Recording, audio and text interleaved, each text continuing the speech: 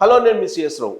ఆంధ్రప్రదేశ్లో రాబోయేటువంటి ఎన్నికల్లో ఏ పార్టీకి ఎన్ని సీట్లు వచ్చేటువంటి అవకాశం ఉంది అనే దాని మీద వైబ్రెంట్ ఇండియా ఒక సర్వే చేసింది. అయితే దానికి గ్రౌండ్ లెవెల్లో ఉండేటువంటి సిచ్యువేషన్స్ను కూడా చెప్పడం జరిగింది సైంటిఫిక్గా.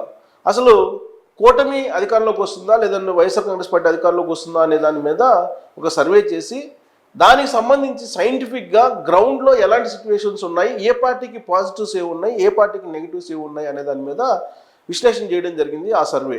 సో దాంట్లో ఏమున్నాయి, పాజిటివ్స్ ఏం చెప్పారు, నెగిటివ్ ఏం చెప్పారు, గ్రౌండ్లో ఉండేటువంటి సిచ్యువేషన్ ఏం చెప్పారు అనేది ఒకసారి చూద్దాం.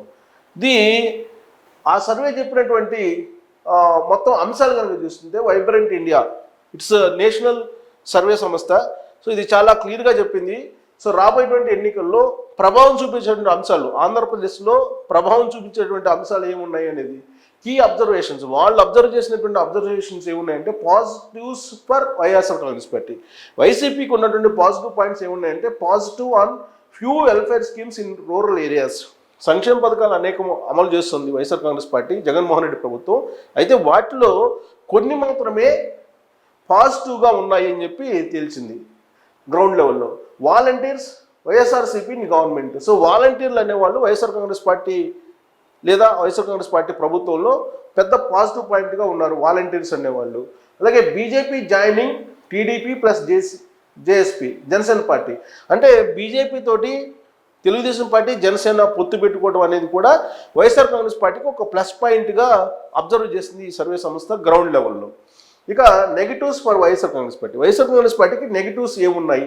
Huge and incumbency in urban areas and youth due to lack of development and employment opportunities. So ప్రధానమైనటువంటి యాంటీ వైఎస్ఆర్ కాంగ్రెస్ పార్టీ మీద ఏముందంటే యాంటీ ఇన్కంబెన్సీ, ప్రభుత్వ వ్యతిరేకత ఎక్కువగా పట్టణాల్లో, నగరాల్లో కనిపిస్తూ ఉంది అనేది. అలాగే యువత వ్యతిరేకంగా ఉన్నారు, డెవలప్మెంట్ లేదు, అలాగే ఎంప్లాయ్మెంట్ లేదు, అవకాశాలని. ఈ వ్యతిరేకతకు కారణం ఏంటంటే గతంలో కూడా నేను విశ్లేషణ చేయడం జరిగింది. ప్రధానంగా జగన్మోహన్ రెడ్డి 2019 ఎన్నికల ముందు ఆయన కాలేజీలకి, యూనివర్సిటీలకి వెళ్ళి ప్రత్యేక హోదా ఒక్కటి మాత్రమే సంజీవిని, ఆంధ్రప్రదేశ్కి ఉద్యోగాలు రావాలన్నా, పరిశ్రమలు రావాలన్నా అని చెప్పి ప్రత్యేక హోదా నేను తీసుకొస్తాను, కేంద్ర ప్రభుత్వం యొక్క మెడలు వంచి అని చెప్పి చెప్పడం జరిగింది. అప్పుడు ఆ యూత్ యొక్క ఏజ్ ఆల్మోస్ట్ టీనేజ్లో ఉంటారు. ఇప్పుడు వాళ్ళు పట్టభద్రులై బయటకు వచ్చినారు. ఆ రోజు జగన్మోహన్ రెడ్డి చెప్పినటువంటి మాట వాళ్ళకి బాగా గుర్తుండి ఉంటుంది, ఫిక్స్ అయిపోయి ఉంటారు. జగన్మోహన్ రెడ్డి పచ్చి అబద్ధం ఆడారు అనేది ఇప్పుడు వాళ్ళ నిర్ధారణకి వచ్చి ఉంటారు. అందుకే యూత్ బాగా వ్యతిరేకంగా ఉన్నారు జగన్మోహన్ రెడ్డికి అనేది గ్రౌండ్లో గ్రహించారని చెప్పి భావించడానికి అవకాశం ఉంది. ఇక decent in government employees, small and medium business, self employed, middle class. So middle class అనేది ఒక పెద్ద సెక్టర్. అలాగే employees, small and medium business చేసేవాళ్ళు, బిజినెస్ పీపుల్ కానీ, తర్వాత సెల్ఫ్ ఎంప్లాయ్ పీపుల్ కానీ, మొత్తం ఎంప్లాయీస్ కానీ మొత్తం వ్యతిరేకంగా ఉన్నారు వైఎస్ఆర్ కాంగ్రెస్ పార్టీకి అనేది. ఇక liquor, government jobs, sand, roads, capital issue, revenge politics, disputes in YSR family. So ఇవన్నీ కూడా వైఎస్ఆర్ కాంగ్రెస్ పార్టీకి నెగిటివ్ పాయింట్స్. లిక్కర్ ఒకటి ఉంది, మద్య నిషేధం అన్నారు, కానీ మద్యాన్ని ఆయనే అమ్ముతున్నారు సొంత బ్రాండ్లతో, అదొక పెద్ద నెగిటివ్ పాయింట్ జగన్మోహన్ రెడ్డికి. అలాగే గవర్నమెంట్ జాబ్స్ లేకపోవడం, అలాగే ఇసుక అక్రమ రవాణా, అక్రమంగా ఇసుక స్కాము, రోడ్స్ లేకపోవడం, అమరావతి క్యాపిటల్ ఇష్యూ, క్యాపిటల్ లేకుండా చేశారు, క్యాపిటల్ని అసలు డిస్ట్రాయ్ చేశారు. తర్వాత రివెంజ్ పాలిటిక్స్లో జగన్మోహన్ రెడ్డికి మించినటువంటి పొలిటీషియన్ మరొకరు ఉండరు. మాజీ మంత్రుల్ని ఎంతమందిని అరెస్ట్ చేశారు అనేది మనకు తెలుసు, ఇంక్లూడింగ్ చంద్రబాబు నాయుడిని రివెంజ్ పాలిటిక్స్లో భాగంగానే అరెస్ట్ చేసి రిమాండ్ పంపించి 53 రోజుల పాటు జైల్లో ఉంచడం జరిగింది. సో ఇది రివెంజ్ పాలిటిక్స్ కింద చూశారు, అది పెద్ద negative. Disputes in YSR Congress పార్టీలో డిస్ప్యూట్స్ ఎన్ని ఉన్నాయి అనేది మనందరికీ తెలుసు. ఆ డిస్ప్యూట్స్ కూడా పెద్ద నెగిటివ్ పాయింట్ అని చెప్తున్నారు. ఇక unrest among farmers on procurement prices, drought and cyclone relief. So farmers కూడా వ్యతిరేకంగా ఉన్నారు. వీళ్ళు ప్రైస్ విషయంలో కానీ, అలాగే ఇప్పుడు కరువు ఉంది అంటే కరువు నేపథ్యంలో సైక్లోన్ రిలీఫ్ అందజేయట్లో కానీ జగన్మోహన్ రెడ్డి వైఫల్యం చెందారనేటువంటి భావనలో ఫార్మర్స్ ఉన్నారని చెప్పి చెప్తుంది.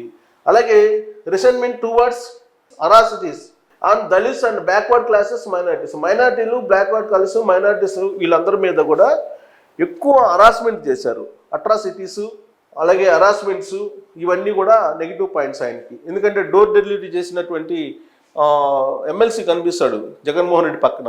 సో ఇవన్నీ కూడా నెగిటివ్ పాయింట్స్. ఇంకా పాజిటివ్స్ ఫర్ టీడీపీ, తెలుగుదేశం పార్టీకి పాజిటివ్లే ఉన్నాయి. Huge anti incumbency on government, sympathy due to the mister Naidu's arrest. So ప్రభుత్వ వ్యతిరేకత అనేది పెద్ద పాజిటివ్ పాయింట్ తెలుగుదేశం పార్టీకి. అలాగే ఆయన అరెస్ట్ చేసిన సందర్భంగా సింపతి గెయిన్ అయ్యారనేది. టీడీపీ ప్లస్ జనసేన అలయన్స్, అదొక పాజిటివ్ పాయింట్స్ తెలుగుదేశం పార్టీకి. ప్రో డెవలప్మెంట్ ఇమేజ్, చంద్రబాబు నాయుడుకు ఉన్నటువంటి ఇమేజ్ ఏదైనా ఉందంటే డెవలప్మెంట్ చేయగలరు అనేటువంటి ఇమేజ్ ఆయనకు ఉంది. అలాగే లోకేష్ పాదయాత్ర, యువగలం పాదయాత్ర ఒక పెద్ద పాజిటివ్ పాయింట్ అని చెప్పి అబ్జర్వ్ చేసింది గ్రౌండ్ లెవెల్లో ఈ సంస్థ. Huge support in urban areas, పట్టణ ప్రాంతాల్లో చాలా సపోర్టు కనిపిస్తూ ఉంది తెలుగుదేశం పార్టీకి అనేది ఒక ప్లస్ పాయింట్. ఇక నెగిటివ్స్ ఫర్ టీడీపీ, తెలుగుదేశం పార్టీకి నెగిటివ్స్ ఏమున్నాయంటే BJP joining TDP plus Janasena party alliance పెట్టుకోవడమే నెగిటివ్ పాయింట్ బీజేపీ తోటి అనేది ఈ సంస్థ అబ్జర్వ్ చేసింది. వైఎస్ఆర్సీపీ గవర్నమెంట్లో వైఎస్ఆర్ కాంగ్రెస్ పార్టీ ఉండడమే పెద్ద మైనస్ పాయింట్ తెలుగుదేశం పార్టీకి. అందుట్లో పొలిటికల్ హరాస్మెంట్ చేసేటువంటి సీఎం ఉన్నారు అనేది కూడా అబ్జర్వ్ చేసింది. తర్వాత inter party squabbles for alliance in few constituencies. So కొన్ని కాన్స్టిట్యున్సీల్లో, నియోజకవర్గాల్లో అభ్యర్థుల ఎంపిక, ఇవన్నీ కూడా కొంత రాంగ్ అనేది తెలుగుదేశం పార్టీకి ఉన్నటువంటి నెగిటివ్ పాయింట్. సో ఇట వైఎస్ఆర్ కాంగ్రెస్ పార్టీకి పాజిటివ్ ఏంటి, నెగిటివ్ అని చెప్పారు. అలాగే టీడీపీకి పాజిటివ్ ఏంటి, నెగిటివ్ అని చెప్పారు. అల్టిమేట్గా రిజల్ట్ ఏమి ఇచ్చారంటే గ్రౌండ్ లెవెల్లో వీళ్ళు చెప్పారు, బట్ అల్టిమేట్ రిజల్ట్ ఏమి ఇచ్చారంటే ఇక్కడ టీడీపీ కూటమికి 79 స్థానాలు క్లియర్ కట్గా గెలవబోతుంది. స్లైట్ ఎడ్జ్ తోటి 20 ఉన్నాయి, కీన్ కంటెస్ట్ 29 ఉన్నాయి. టోటల్ ఎక్స్పెక్టేషన్ వచ్చేసి 115 నుంచి 120 వరకు వచ్చే అవకాశం ఉంది అంటున్నారు. వైఎస్ఆర్ కాంగ్రెస్ పార్టీకి క్లియర్ కట్గా 29 మాత్రం గెలిచే అవకాశం ఉంది, స్లైట్ ఎడ్జి 18. సో ఎక్స్పెక్టేషన్స్ వచ్చేసి 55 నుంచి 60 మాత్రం గెలిచే అవకాశం ఉంది. ఓట్ షేర్ చూసినట్టయితే మనం ఓట్ షేర్ వచ్చేసి కూటమికి 42.26, వైఎస్ఆర్ కాంగ్రెస్ పార్టీకి 38.11, అన్డిసైడెడ్ వచ్చేసి 13.47, అదర్స్ 6.16. సో ఇక్కడ మనం చూస్తే కనుక ఈ ఓట్ షేరింగ్ వచ్చేటప్పటికి ఈ సర్వే కొంత చాలా ఎడ్జ్ తీసుకుందని అనిపిస్తుంది. ఎందుకంటే సేఫ్ సైడ్గా తీసుకుందా ఏంటి అనేది. ఇప్పుడు అన్డిసైడ్ అదర్స్, అన్డిసైడ్ అనేది 13.47 ఉంది. అలాగే అదర్స్ 6.16 ఉంది. అంటే టోటల్గా 7, 6, 13, 6, 9 అంటే 19.63%ని వీళ్ళు గ్రాస్ప్ చేయలేకపోయారు. అంటే చాలా హ్యూజ్ ఓట్ బ్యాంక్ని వీళ్ళు డిసైడ్ చేయలేకపోయారు ఏంటి అనేది.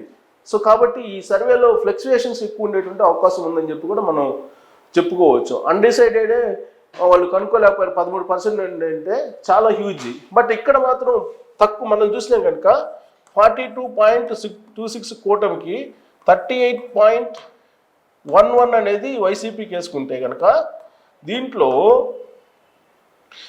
మనకి జస్ట్ చాలా పర్సంటేజ్ తక్కువగా 4.15 మాత్రమే ఎక్కువ ఉంది. ఏది పర్సంటేజ్ తెలుగుదేశం పార్టీ కూటమి 4.15% ఎక్కువ ఉంది. బట్ అన్డిసైడ్ అనేది చాలా ఎక్కువ ఉంది కాబట్టి బట్ ఇక్కడ వేరియేషను చాలా కనిపిస్తుంది. అది ఈ అన్డిసైడ్ అనేది ఎటు వెళ్తుందో తెలియదు. అదర్స్ అన్డిసైడ్ దగ్గరికి చాలా పెద్ద పర్సంటేజ్ కనిపిస్తుంది. ఇక సీట్స్ బై కేటగిరీ, అంటే కేటగిరీ వైజ్ సీట్స్ వేశారు.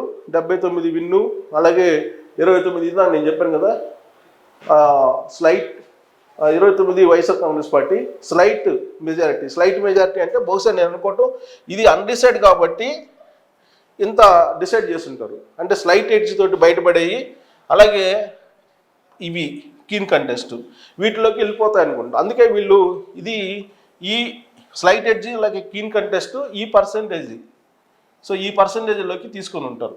ఆ పర్సెంట్ అన్డిసైడ్ కాబట్టి ఈ సీట్ని వీటిని క్లియర్గా వాళ్ళు ఎస్టిమేట్ చేయలేకపోయారు. వాళ్ళు ఎస్టిమేట్ చేసిన దాని ప్రకారం అయితే టీడీపీ 79 వస్తుంది, కేవలం 29 వైసీపీకి 29 మాత్రం వస్తుంది. ఇక్కడ చాలా క్లియర్గా ఉంది. 79 అంటే ప్రభుత్వాన్ని ఏర్పాటు చేయడం అనేది చాలా ఈజీ, ఎందుకంటే 88 మ్యాజిక్ ఫిగర్. సో కాబట్టి ప్రభుత్వాన్ని ఏర్పాటు చేయడానికి అయితే మాత్రం అవకాశాలు చాలా క్లియర్గా కనిపిస్తున్నాయి కూటమికి. బట్ ఎక్కువ వేరియేషన్ తీసుకున్నారు వీళ్ళు. బట్ ఎనీహౌ ఇప్పుడు డిసైడ్ ఫ్యాక్టర్ కనుక తీసుకుంటే డెఫినెట్గా ప్రభుత్వాన్ని కూటమి ఏర్పాటు చేయబోతుంది అని చెప్పి చెప్పడానికి చాలా అంశాలు ఇక్కడ మనం పొందుపరిచాము. చాలా అంశాలు వైబ్రెంట్ ఇండియా నేషనల్ సర్వే పొందుపరిచింది. కాబట్టి రాబోయేటువంటి రోజుల్లో ఆంధ్రప్రదేశ్లో అన్ని గ్రౌండ్లో ఉన్నట్టు అన్ని అంశాలను విశ్లేషణ చేసుకున్న గ్రౌండ్ సిచ్యువేషన్ కనుక తీసుకుంటే తెలుగుదేశం పార్టీ, బీజేపీ, జనసేన కూటమి అధికారంలోకి రాబోతుంది, వచ్చేటువంటి అవకాశం పక్కాగా కనిపిస్తుంది అనేది నేషనల్ సర్వే ఇచ్చినటువంటి report. Thank you very much.